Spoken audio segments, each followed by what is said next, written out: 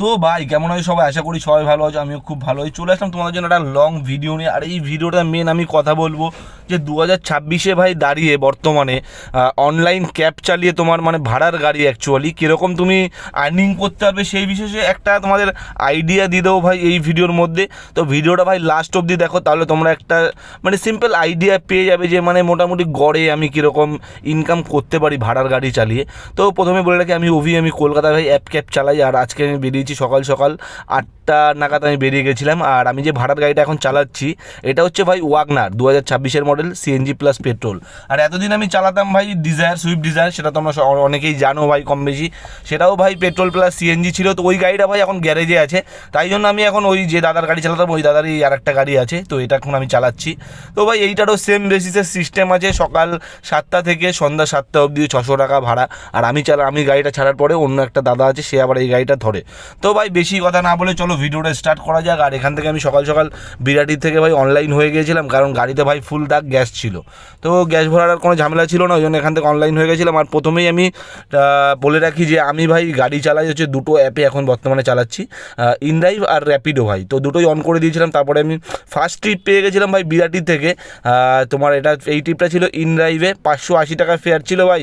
মোটামুটি কিলোমিটার ছিল 23-24 কিলোমিটারের বুকিং ছিল। আর ড্রপটা তোমার ছিল হচ্ছে কলকাতা আলিপুরে সিএমআরআই যে হসপিটালটা আছে, ওই সিএমআরআই হসপিটালে ভাই ড্রপ ছিল। তো ফার্স্ট ট্রিপ নিয়ে এখান থেকে আমি চলে যাই তোমার সিএমআরআই হসপিটালে। তো মোটামুটি ইনড্রাইভ কমিশন কেটেছিল 69 টাকা মতো ভাই, কমিশন কেটে নিয়েছিল। আর আমি কেটে কুটে পেয়েছিলাম 518 কি 519 টাকা মতো। তো মোটামুটি ওই তোমার গড়ে ধরতে পারো যে 22-23 টাকা করে কিলোমিটার পেয়েছিলাম।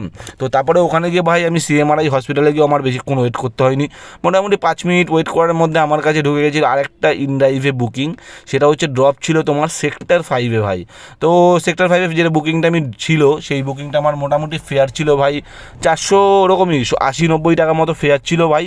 তো ভাই সেক্টর 5-এ আমি নিয়ে ফটাফট কাস্টমারকে গিয়ে ড্রপ করে দিই। তারপরে ভাই ওখান থেকে সকালবেলা একটু ব্রেকফাস্ট করার ছিল, তো হালকা পাতলা কিছু খেয়ে নিই। তারপরে মোটামুটি 5-7 মিনিট ওয়েট করার মধ্যে আমার কাছে চলে আসে ভাই নেক্সট বুকিং র্যাপিডো থেকে। যেটা হচ্ছে তোমাদের বলে রাখি যে র্যাপিডোতে একটা র্যাপিডো এসি প্রায়োরিটি বলে এরকম একটা ভাই নতুন একটা ফিচার্স লঞ্চ করেছে, যেটাতে তোমার মোটামুটি ভালো ফেয়ার দেয় ভাই। তো আমি যে বুকিংটা পেয়েছিলাম 245 টাকার একটা বুকিং পেয়েছিলাম ভাই। সেক্টর 5 থেকে লেক টাউনের ভাড়া ভাই 245 টাকা, 8 কিলোমিটার কি 9 কিলোমিটার ভাই ডিস্টেন্স ছিল।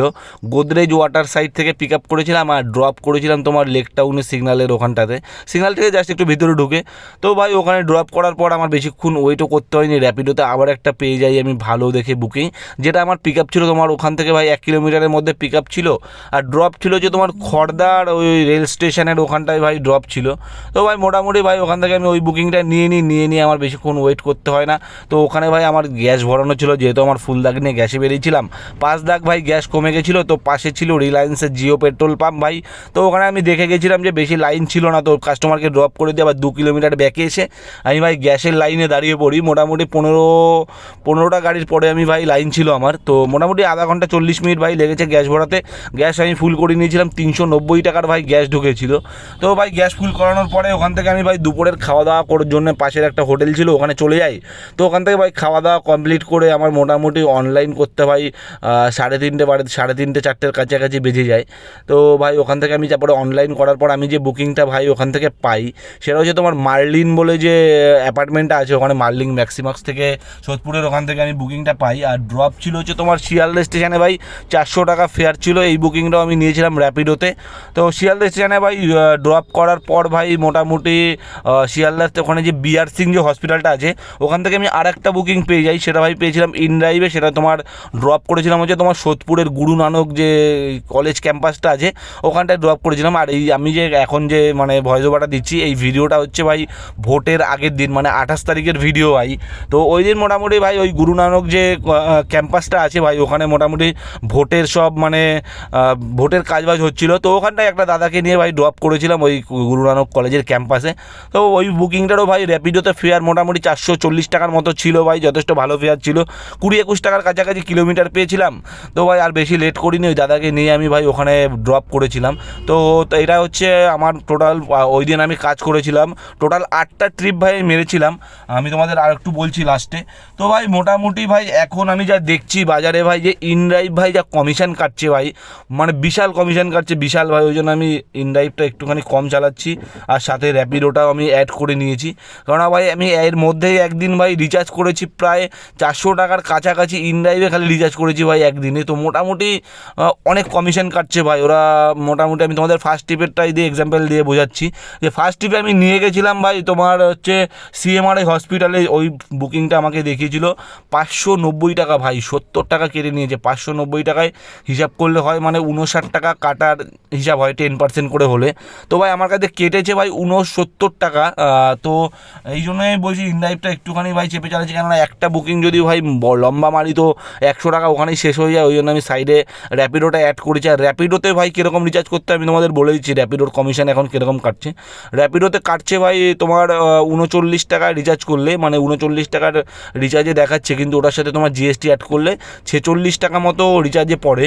তো 46 টাকা আমি 500 টাকার ট্রিপ নিতে পারবো, 46 টাকার মধ্যে, মানে 46 টাকা রিচার্জে 500 টাকা অবধি আর্নিং করা যাবে। সেখানে যদি আমি একটা ট্রিপ ধরো তোমার করলাম 470 টাকার, তো আর বাদ বাকি 30 টাকার জন্য আমি আবার অনলাইন থাকতে পারবো। তো ওটা মানে আবার বন্ধ করে দেবেন আমাকে। তো ওইখান থেকে ওই 30 টাকার আমি চাইলে তখনও একটা 500 টাকার বুকিং নিতে পারি, ওটার কোনো আলাদা করে কিছু রিচার্জ করতে হবে না। তো আরেকটা আছে এটার পরে, সেটা হচ্ছে 69 টাকা। 69 টাকা ওটাও তোমার জিএসটি অ্যাড করে প্রায় 72 কি 73 টাকা মতো পড়ে। তো ওটাতে আমি 73 টাকা রিচার্জ করলে আমি ভাই কাজ করতে পারবো হচ্ছে 1000 টাকার কাছাকাছি।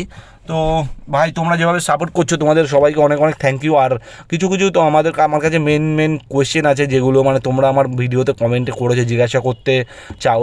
তো ভাই তো আমি ফার্স্ট কমেন্ট আমি তোমাদের বলছি যে দাদা মানে মোটামুটি কলকাতায় কোথায় কোথায় কোন রুটে আমি গাড়ি চালাই এটা জানতে চেয়েছো। তো ভাই আমি তোমাদের প্রথমে বলে রাখি যে ওলা উবেরের ভাই কোনো পার্সোনাল ভাই রুট হয় না। তো মানে বুকিং ভাই যেখান থেকে আসে সেখানেই যেতে হয়, বা ড্রপ যেখানে থাকে সেখানেই যেতে হয়। তো মোটামুটি তুমি গড়ে ধরতে পারো যে সারা কলকাতাতেই ভাই ক্যাব চালাতে হয়। তো ওরকম কোনো পার্সোনাল রুট নেই যে এই রুট দিয়ে যায় ওই রুট থেকে চলে। তো ভাই নেক্সট কমেন্ট আছে যে সেলেরিওর সিএনজি গাড়ি কেমন হবে। তো ভাই সেলেরিওর সিএনজি গাড়ি মোটামুটি ভাই খারাপ হবে না, খুব ভালো গাড়ি হবে। আর ভাই সিএনজি গাড়ির মাইলেজ তো তোমরা জানো, ছোটো গাড়ি তো মোটামুটি 28, 29 বা 25, 26 এরকমই ভাই, গড়ে তুমি 26, 27, 28 এরকম ধরে চালাতে পারো। তো মোটামুটি ভালো হবে ভাই।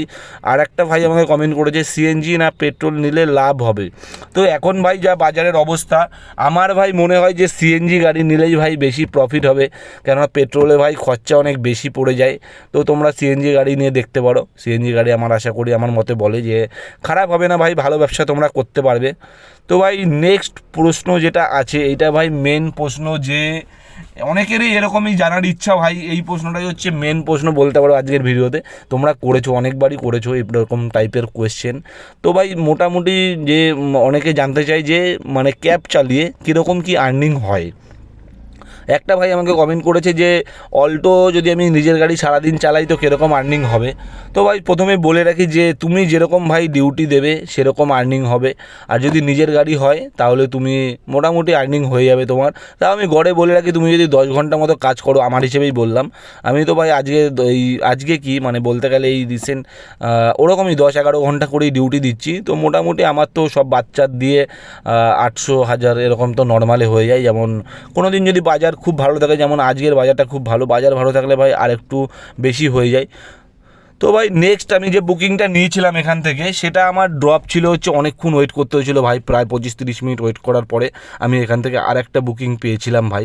সেটা হচ্ছে তোমার এয়ারপোর্টের বুকিং পেয়েছিলাম ভাই। এয়ারপোর্টের একটা বুকিং পেয়েছিলাম র্যাপিডোতে, মোটামুটি 350 টাকা 45 টাকা মতো ফেয়ার দিয়েছিল। এয়ারপোর্টে আমি নিয়ে চলে গেছিলাম র্যাপিডোতে, একটা নন এসি ট্রিপ পেয়েছিলাম ভাই। তো এয়ারপোর্টে ড্রপ করার পরে আমার মোটামুটি বেশিক্ষণ ভাই ওয়েট করতে হয়নি। এয়ারপোর্ট থেকে আরেকটা পিক আপ আমি পেয়েছিলাম, সেটা হচ্ছে তোমার ঘোলা বাস স্ট্যান্ডের ওখানে ড্রপ ছিল। তো ওটাও ভাই ওরকমই 375 টাকা মতো ফেয়ার ছিল ভাই নন এসিতে এয়ারপোর্ট থেকে। তো ভাই 375 টাকার সাথে আরও 100 টাকা অ্যাড ছিল, যেটা আমি তোমার পার্কিং চার্জের জন্য মাইনাস করেছিলাম। তো ওটা বাদ দিয়ে 380 টাকা ফেয়ার ছিল ভাই। আর ঘোলা বাস স্ট্যান্ডে যেহেতু টাইমও প্রায় হয়ে গেছিলো, এই ট্রিপটা ড্রপ করতে ভাই আমার টাইম লেগেছিলো প্রায় টোটাল বেজে গেছিলো 6টা 20 বেজে গেছিলো। আর আমার যেহেতু গাড়িটা গ্যারেজ করতে হতো ভাই 7টার মধ্যে, তো ভাই আমি ওখান থেকে নামিয়ে আমি ফটাফট চলে গেছিলাম ভাই সিএনজি ভরানোর জন্য, কারণ আমার তাও ভাই 4 দাগ মতো কমে গেছিলো সিএনজি। তো ভাই চলে গেছিলাম ওখান থেকে ফাঁকা গাড়ি নিয়ে শ্যামনগর পাম্পে, প্রায় 13-14 কিলোমিটার দূরে। তো ওখানে গিয়ে ভাই মোটামুটি দেখলাম যে ভাই মোটামুটি তাও ভাই লাইন ছিল, 6-7টা গাড়ির পরে আমি ছিলাম।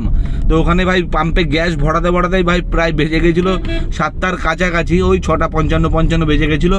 তো ভাই ওই দাদাকে আমি ফোন করেছিলাম যে গাড়িটা ধরে 7টার সময়, যে ভাই আমার আসতে একটু লেট হবে, তুমি ওয়েট করো, আমি চলে আসছি এখনই। তো ভাই ওখান থেকে ভাই কল্যাণী রোড ধরে টান এসে ভাই গাড়ি ভাই গ্যারেজ করি, তখন টাইম হয়ে যায় ভাই 7টা প্রায় 15-20।